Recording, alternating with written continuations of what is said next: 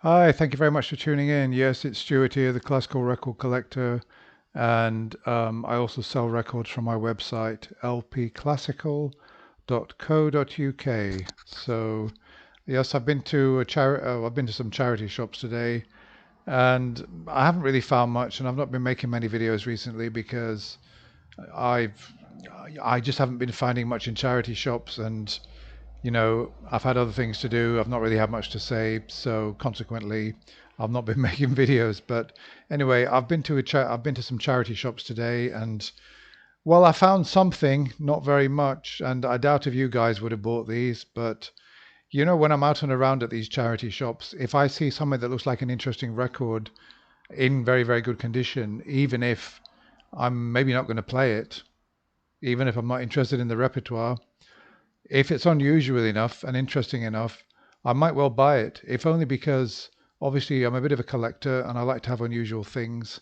But also, if I see quality records out there in charity shops, I like to preserve them. I'm afraid that if I leave them there for somebody else to buy, they could fall into the wrong hands, somebody who's not going to handle them well, and eventually just end up absolutely nowhere at all. So, yeah, I do try to buy good quality records if I see them. And for example, today I went into one particular shop. I saw quite a few fairly common DGs. I saw the Four Seasons on a 70s DG. I can't remember the violinist. It was £2. I was kind of tempted, but I don't know. I left it behind because I didn't recognize the violinist, and I just had a feeling that he just wasn't interesting enough for me to buy. There was a Supraphon double record set of some violin concertos, I think by a Czech 20th century or late 19th century Czech composer. Libor Pešek, I think, was the violinist. That was £4, a two record set on Supraphon. I didn't buy that. I don't know. I just didn't consider it interesting enough to buy it. I don't know whether would you have bought that? Let me know. I don't know the composer. The violinist isn't really interesting or collectible at all. And at the end of the day, it just wasn't really interesting enough for me to buy. So I did buy two records only. One of the charity shops I went into really annoyed me because they placed all the records onto sort of these revolving carousels where it's really difficult to look at the records. You've got to sort of crane your neck and look at the spines from the sides to get at them. And there are people milling around, and uh, I didn't find anything there, and it was a lot of trouble to look at the records. So I went into this other charity shop and I found these two. Anyway, I'll tell you what they are. Without further ado, you'll be getting fed up with me. Okay, so I've got this one here. It's actually, yeah, Jose Van Dam, one of the great baritones, really, of the late 20th century. And yeah, I mean, I found this interesting enough to buy it. Basically, what it is, it's Van Dam singing Mahler, Kinder Totenlieder, and Rückertlieder. Okay, I'm not really a Lieder fan, but because it's Jose Van Dam and it's a label that I'm not really familiar with. What is it? It's called Four Lane Le Beau Musical. I don't know if you can see that there. Um, Let me just get the record out anyway. Let's have a look at it because this is really quite unusual. I really like it when I find continental records. Let's have a look at the label. Some of you guys will recognize this. I don't know this label, but particularly if you've been to Europe or you're European, maybe this is what a French label or something perhaps. So there's the center label. Yeah, Four Lane, Forlane. Let's just see what it says on the label. Where was it made? Well, it's all French writing, so yeah, obviously it's a French label. Jean-Claude Cassard-Sou is conducting the Orchestre Nationale de Lille.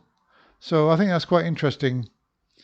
And yeah, well, actually, that's quite good. These are Lieder, but with orchestra. So I think that's quite a good find, actually. What do you think? Would you have bought that for £2? I suppose if you're not a vocal fan, you probably wouldn't have done.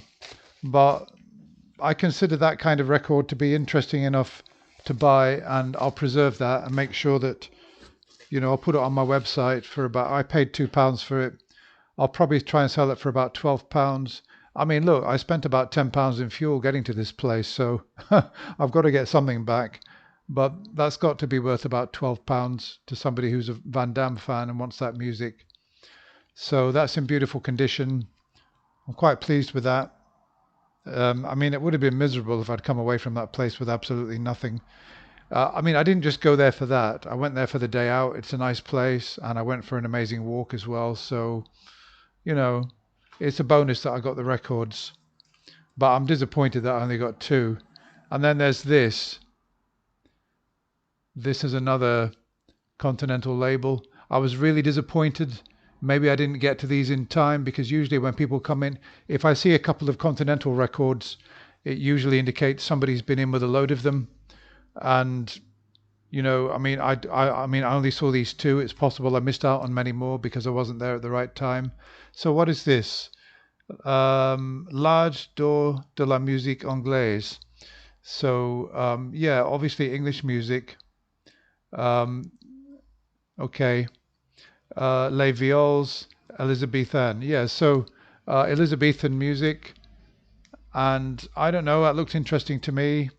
So yeah, the music on the back, I don't know whether that can be seen. The light is sort of shining into it. I'll just read it off anyway.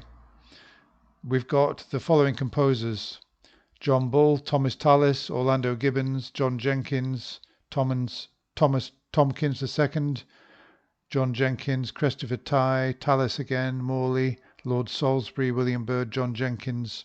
So that looks to me like obviously period music from the 16th century, late 16th century, Elizabethan. I think that's just probably pre-Purcell, isn't it? Pre-Henry Purcell. And it's got a booklet inside it. Let's have a look. Oops, I don't want to tear it. It's actually quite difficult to get out. Okay, here it is. I've not had this out before. I didn't take it out. It's got a nice little booklet with it. And it's got illustrations of some of the instruments that they used in those days. And pictures of the performers. Yeah, so it's like a sort of consort of viols, I'm not sure here. Yeah, here we are. Le J Consort of Viols. It's got in two languages. So here we are. It's got in French and English music for viols. Yeah. So it tells you all about it, puts it into context. It's got something about each and every composer here. So yeah, I think that's quite good. I probably will have a listen to that because I'm quite curious about sort of early music. And the only downside is it's in a kind of, somebody's put a sort of plastic protective around it, and there's some discoloration here. So I'm not sure what's going to happen if I take that off or whether I should just leave it on. It's kind of yellowed a bit. I'm not sure whether it's yellowed on the jacket or... Yeah, it's got a really nice illustration on the front. So the musicians are Francis Baines, Elizabeth Baines, Peter Vell, and Jane Ryan. And that was actually 1973. 1973. So actually it's got a kind of flap inside it. I don't know if you can see, but I don't know what that seems to have been, somebody stuck that in, so I can't pull that flap out. Have you ever seen anything like that before? Oh, wait a minute. I mean, I can read it inside. I can read its timings for all the pieces and each piece. So that's kind of interesting. I'm not sure whether that's supposed to be stuck in there or whether it should flip out. Okay, let's have a look at the actual disc itself. It's Arion, the label Arion. Do you know that label? I think I've seen this label before. I think it's a good quality label. And it's made in France. Yeah, so there we are, you see. Somebody's been into that charity shop. They bought records from France. And I went through the whole lot and I could only find these two. So, I mean, maybe it's just a couple. Maybe I didn't miss anything at all. So there's the label. It's quite a nice label, actually. I like the design. I like the logo. And it looks nice in gold. So it's in beautiful condition.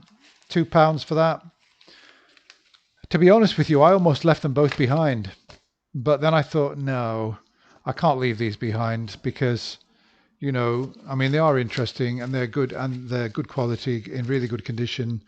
And I get bored seeing all the same old Deutsche Gramophones and HMV concert classics time and time again.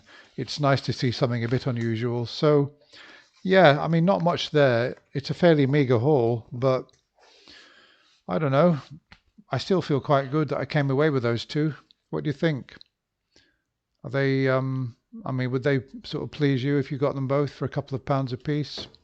Would you consider them to be worthwhile? Even if maybe you won't listen to that music, you might still want to have those.